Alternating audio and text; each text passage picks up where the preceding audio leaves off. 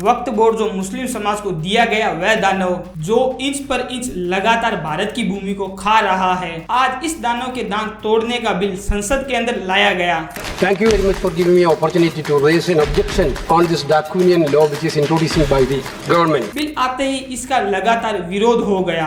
महोदय, सच्चाई ये है कि भाजपा अपने हताश, निराश, आप तो कानून चंद कट्टर समर्थकों के तुष्टीकरण के लिए ये बिल लाने का काम कर रही है। परंतु क्या था इस बिल के अंदर और वक्फ बोर्ड कैसे लगातार भारत की भूमि को खा रहा है? वक्फ एक्ट 2024 के अंदर ऐसे क्या प्रावधान है जो कि भारत को बचाए जा सकते हैं? क्या यह बिल पास हो पाएगा या नहीं? आज संसद के अंदर जो बिल लाया गया था जो वक्फ बोर्ड को आपकी जमीन छीनने से रोक सकता है, वक्फ एक्ट 2024, इस बिल पर लगातार बहस शुरू हो चुकी है और इस बिल पर लगातार कांग्रेस संसद विलाप करना शुरू कर दिया, बोलने लगे कि ये एक अनकॉन्स्टिट्यूशनल और डेमोक्रेशियल है। Basically, when we are talking about the constitutions, this bill is a fundamental attack on constitution.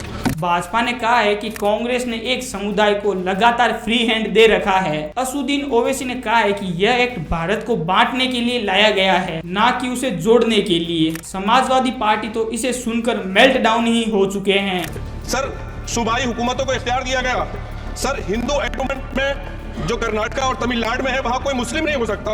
और 26 में आर्टिकल 26 का वायोलेशन है। 4 धाम में ये लिखा हुआ वाज़ेह तौर पर कि सिर्फ हिंदू होगा। बिहार, उड़ीसा में भी यही लिखा हुआ है। पंजाब, हरियाणा में गुरुद्वारा प्रबंधक कमेटी में सिर्फ सिख होगा ओनली, और ये उनका अधिकार है जिसको माना गया है। लेकिन मुस्लिम के साथ में यह न्याय क्यों है? बेसिकली नेताजी इस बात पर लगातार विलाप कर रहे हैं। इस अमेंडमेंट के बाद अब नॉन मुस्लिम को भी वक्फ बोर्ड का रिप्रेजेंटेटिव भी बनाया जा सकता है। इस बिल के आने के बाद सभी की आंखें उद्धव ठाकरे पर चली गई थी। जिस तरीके से वो वक्फ बिल लाया गया है, मैं पूछना चाहती हूँ क्या उनके अलायंस में भी इसके बारे में डिस्कशन हुआ है? क्या जेडीयू और टीडीपी इस वक्फ बिल को देख चुके हैं और क्या उन्होंने अपनी मंजूरी दी? और साथ ही ये भी बोला गया, क्योंकि जो लोग वर्षों से यही बात लगातार बोल रहे थे, राम मंदिर के स्थान पर स्कूल या कॉलेज बना दिया जाए, तो आज वही लोग वक्फ बोर्ड की जमीन को बचाने के अंदर क्यों लगे पड़े हैं? मुझे लगता है कि इन सभी को वक्फ पे कुछ अच्छा डेवलपमेंट हो, अच्छे स्कूल्स बने, कॉलेज बने, अस्पताल बने, ये इनको नहीं चाहिए।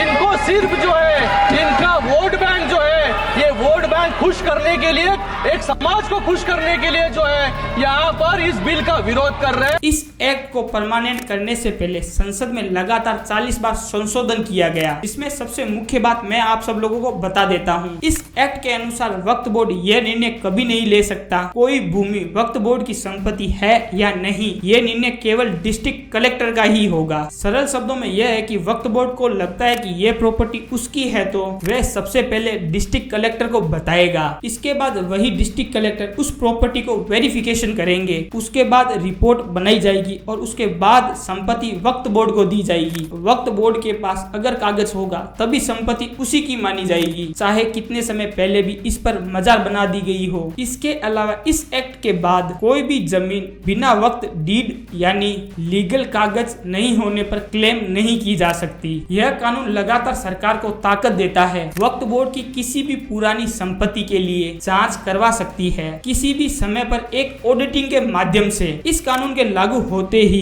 वक्फ बोर्ड को अपनी सारी प्रॉपर्टी की लिस्ट सरकार के पोर्टेबल पर अपलोड करनी होगी। इस बिल से काफी लोगों को सहायता मिलेगी अपनी जमीन बचाने के लिए, ताकि वह अपनी जमीन वक्फ बोर्ड से निकला सके। आप सब लोगों को क्या लगता है यह कानून आसानी से पास हो पाएगा या नहीं? आप मुझे कमेंट सेक्शन के अंदर बता सकते हैं और इसी तरीके से अपना प्यार बनाए रखें। जय हिंद।